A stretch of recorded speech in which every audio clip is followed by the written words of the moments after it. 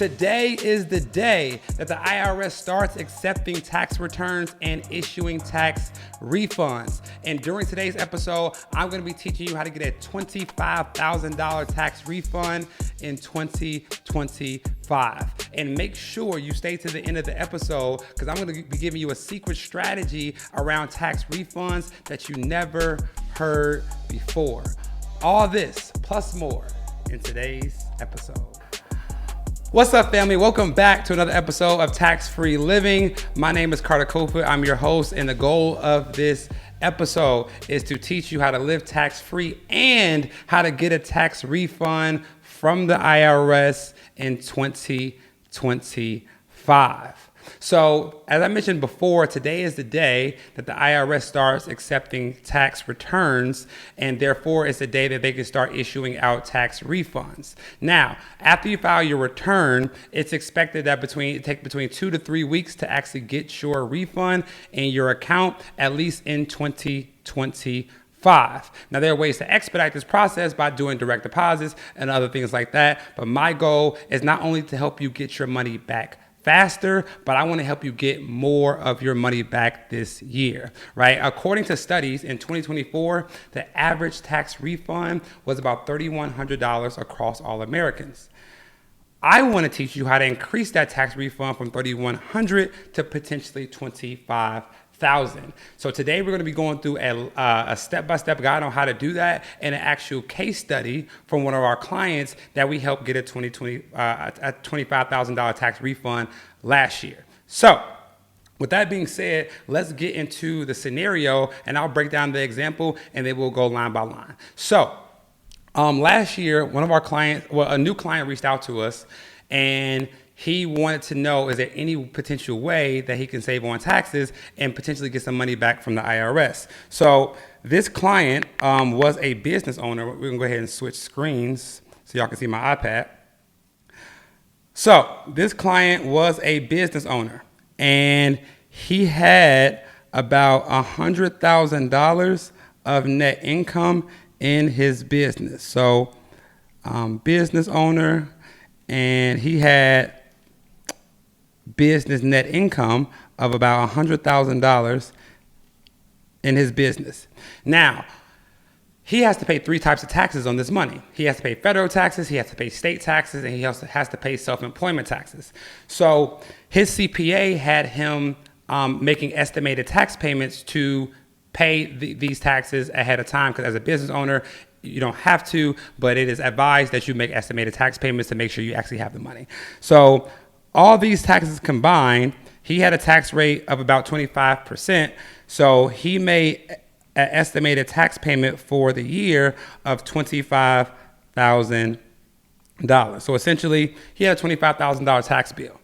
And he asked us, is there anything that we can do before the end of the year to minimize this tax bill and help him get some of this money back in the form of a tax refund in 2025, right? So we said, yes, there are plenty of ways you can save on taxes, and we can leverage the tax code, aka tax deductions, to help you save on taxes. So we looked over his business, looked over his profit and loss statement, and we were able to find some tax deductions that he was missing out on because of his previous accountant didn't give him any insight. So let's go through each of these tax deductions line by line, and I'm gonna show you how we was able to do it for him, but also how you can do it for you. So the first thing we were able to do is we were able to turn some of his personal expenses into tax-deductible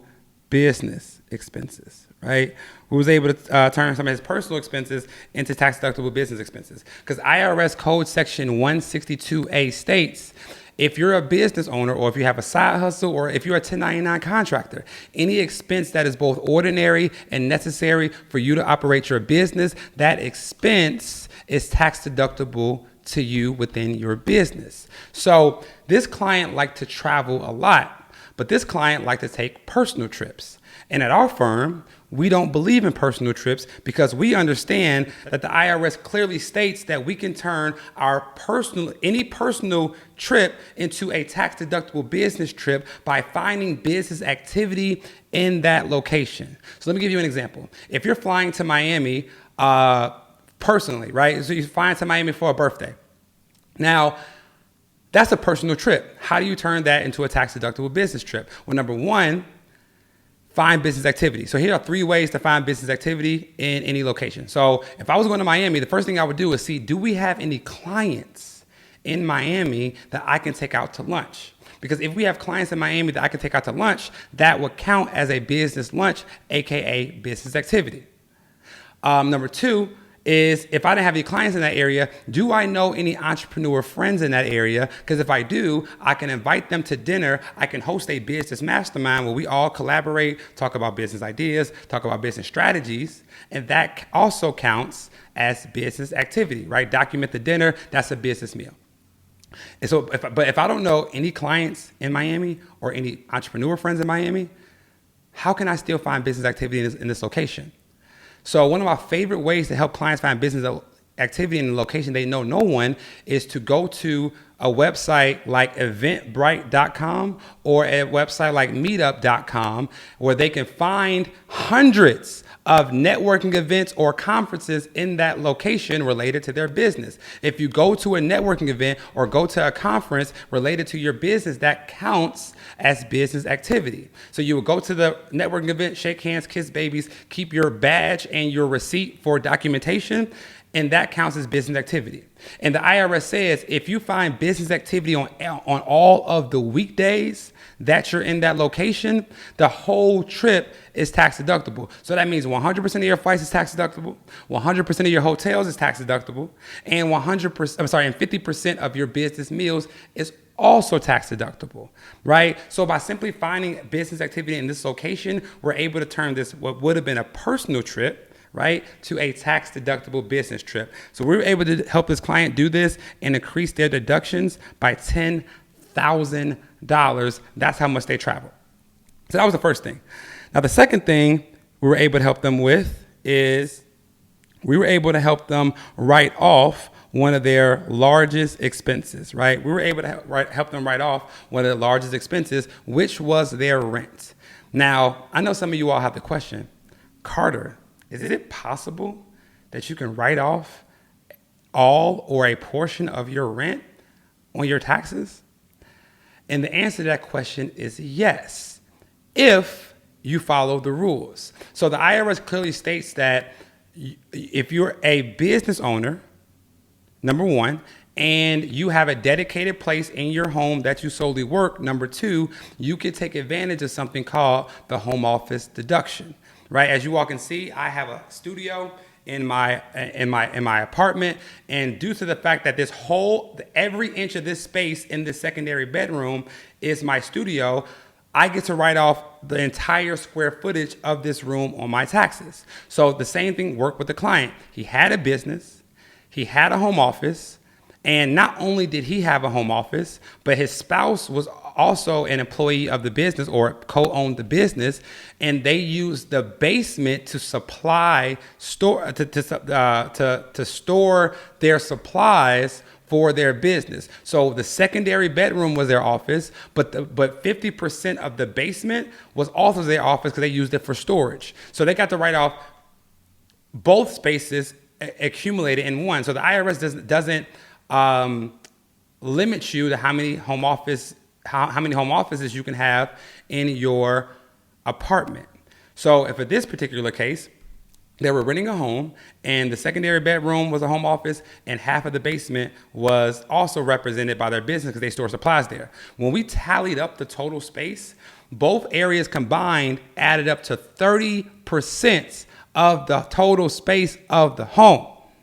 So what that meant was that 30% of their home was used for business. Therefore, they can write off 30% of all the living expenses associated with that home. So all their living expenses added together was about $4,000 a month, right? And if you do 4,000 times 30%, that's about $1,200 per month in a tax deduction that they were able to get for working from home, right? And 1,200 times 12, let's round up. That's about $14,500 tax deduction that they were able to take simply from operating their business from their residence. And the crazy part about this is some of you all have been working from home since COVID, and you've missed out on this deduction every single year, which is crazy, right? But when you know better, you can do better. So after we helped him save on his rent, we were also able to help him increase his deduction with his vehicle. So for this particular client, their CPA told them that because their vehicle was not in their business name, that they could not write it off on their business tax return. Even though they used the vehicle for business, their CPA told them because the vehicle's not in your business name, you can't write it off on your taxes, which is crazy because that is 100% false. Let me let you all in on a secret. The IRS does not care whether the IRS doesn't care whether the vehicle's in your personal name or your business name in order to write it off on your taxes. All the IRS cares about is, do you plan on using this vehicle at least 50% or more business use in your business? If so, you get to write off that percentage of your vehicle's expenses. For example, if you use your vehicle 75% business, 25% personal, well, you get to write off 75% of all vehicle expenses. So that's 75% of interest on your car note, that's 75% of your car insurance, that's 75% of the gas you use, 75% of parking expenses, 75% of all expenses associated with this vehicle, including depreciation, right? And depreciation essentially is the IRS saying, we're going to give you a tax deduction today for your car losing value tomorrow, right? So when we tallied up all the expenses related to the vehicle and we multiplied it by the business use that they used the vehicle for, we found out that there was an extra $20,000 of vehicle expenses that he was able to take because he used the vehicle in his business, right? Even though the vehicle was in his personal name, he used it for business use, and we were able to write off 75% of all expenses associated with that vehicle, including depreciation, and it brought our tax deduction for the year to $20,000, which is crazy, right? So the next thing we were able to do was we reviewed the client's P&L, and he had a lot of expenses for education. And we asked him more about these expenses, and then he asked us a very important question. He said, wait, guys, is education tax deductible? Right? Which I think is a good question. Like, is education tax deductible? And as you know, we pondered about it because we knew the answer, but we wanted to explain it in a way that made sense to him. We said the answer is, it depends, right? It depends on the type of education you're investing in. You see, unfortunately, guys, and let me say this, before I go into this rant, okay, I have an undergraduate degree and a master's degree. I'm a CPA, I'm a licensed CPA and a licensed financial advisor. I have more degrees than a thermometer. You hear me? But hear me clearly when I say this. We've been tricked by society that it is mandatory for everyone to go to college and spend $100,000 on education to learn from people who are not doing the things that we want to do and who are not making the money that we're trying to make, right? And we're taught to pay them $100,000, but the crazy part is college tuition is not tax deductible. Not only is college tuition not tax deductible, but the $100,000 in student loans that you take out, you can't write off all the loans because the IRS limits the amount of loan interest you can write off on your taxes up to $1,500. So the $100,000 tuition is not tax deductible, and the loans that you took out are also not tax deductible. So it's crazy that we're taught to do this and we can't write it off. But you mean to tell me I can go pay a billionaire like Tony Robbins and go to one of his events and learn how to become a wiser and more astute business owner, which we did this year?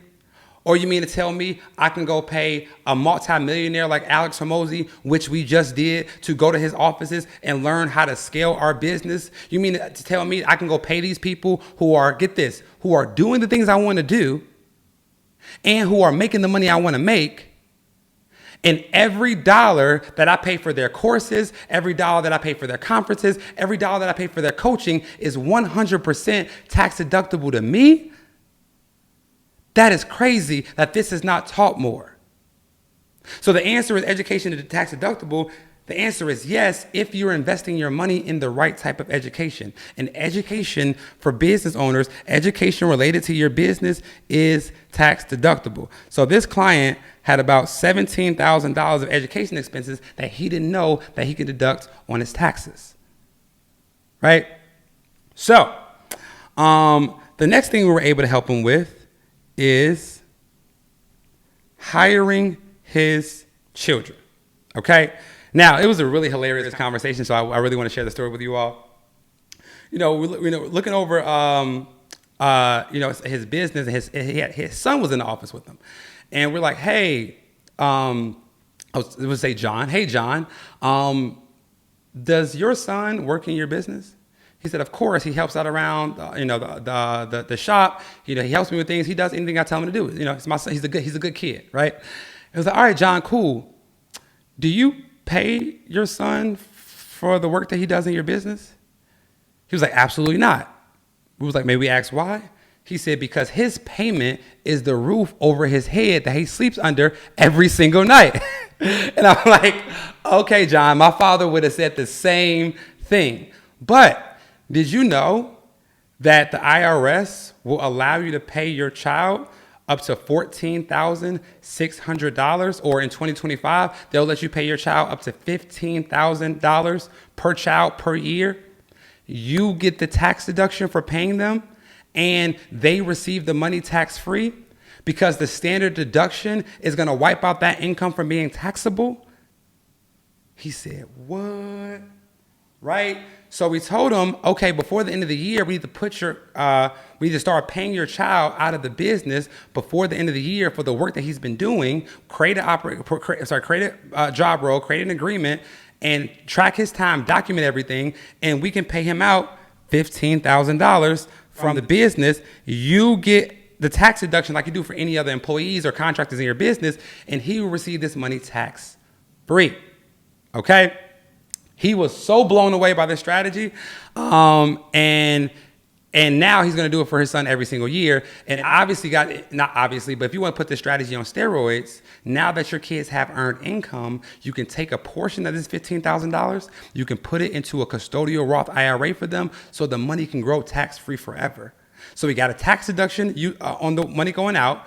We received the money tax-free, and now it's going to grow tax-free forever. Amazing, right? Amazing. So the last thing we were able to help this client do is we were able to help this client invest, okay? We're able to help this client invest.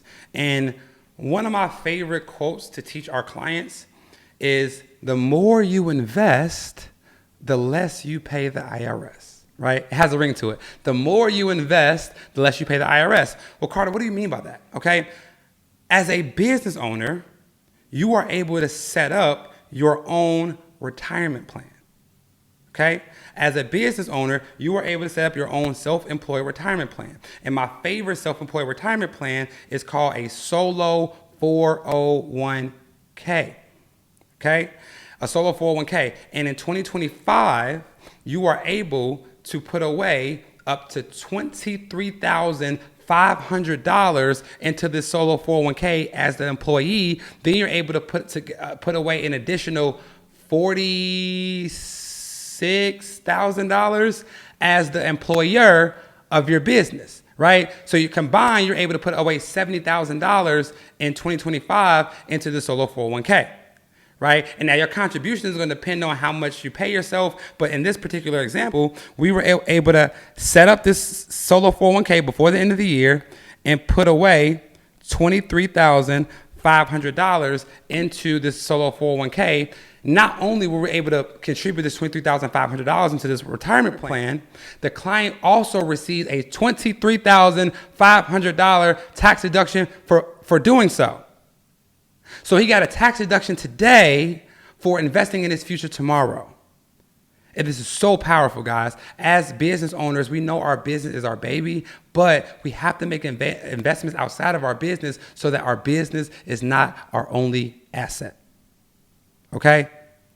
So, after doing all these things, right, we kind of brought it all together, and we were like, all right, well, we're able to help you increase your deductions by $10,000 by turning your personal expenses to business expenses. We're able to get you a $14,500 deduction for your rent, able to give you a $20,000 tax deduction for your vehicles, a $17,000 tax deduction for education, a $15,000 tax deduction for paying his kids, and a $23,500 tax deduction for setting up and investing in a solo 401k. So adding these all together, right, we had a total deductions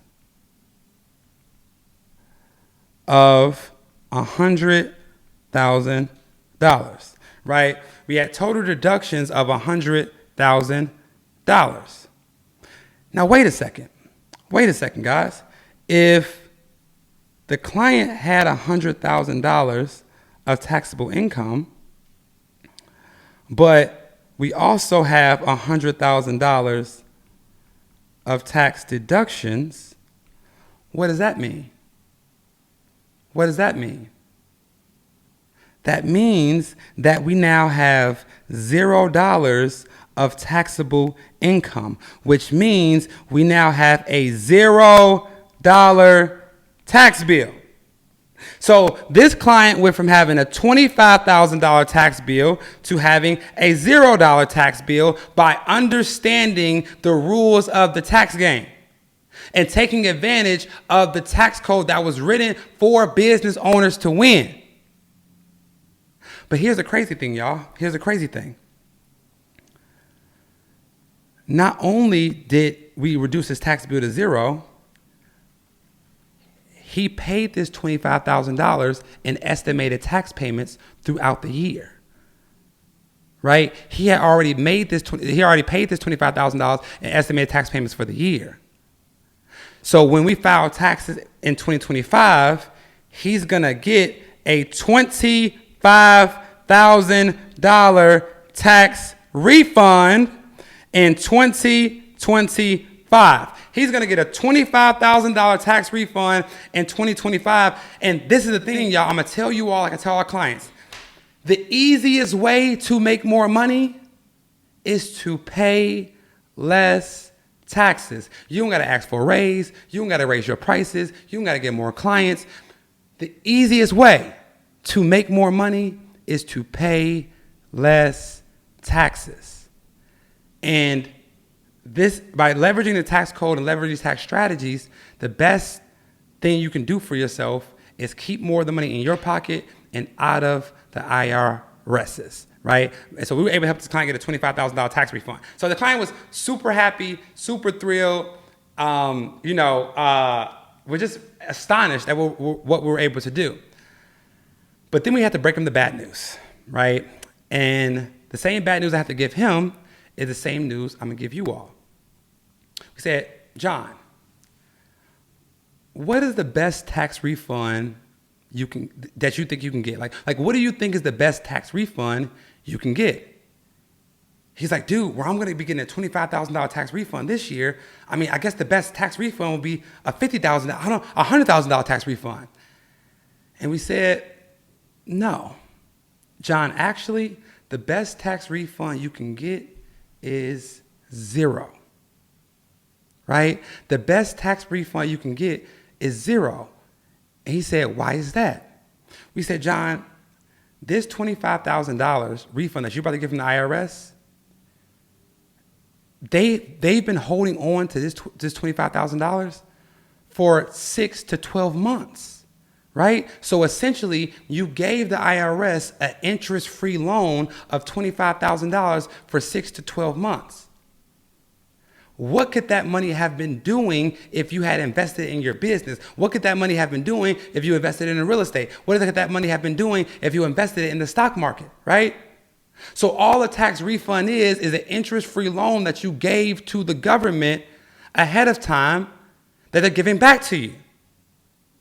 So a better use of your time or a better use of your money would be to work with a tax strategist to know during the year how much taxes you're going to owe so that you can pay the minimum amount so that you don't overpay taxes and you can keep that excess money and invest it throughout the year so you can get a return on your investment, right? So although getting a tax refund is great, we want to get to a place where we get no tax refund and we use that money throughout the year to invest. Okay. Now, if this episode was enjoyable, if this episode was a game changer for you, please hit that like button, smash that subscribe button, and share it with a friend because we want to earn more and pay the IRS less in 2025 so we can financially thrive. See you all next time.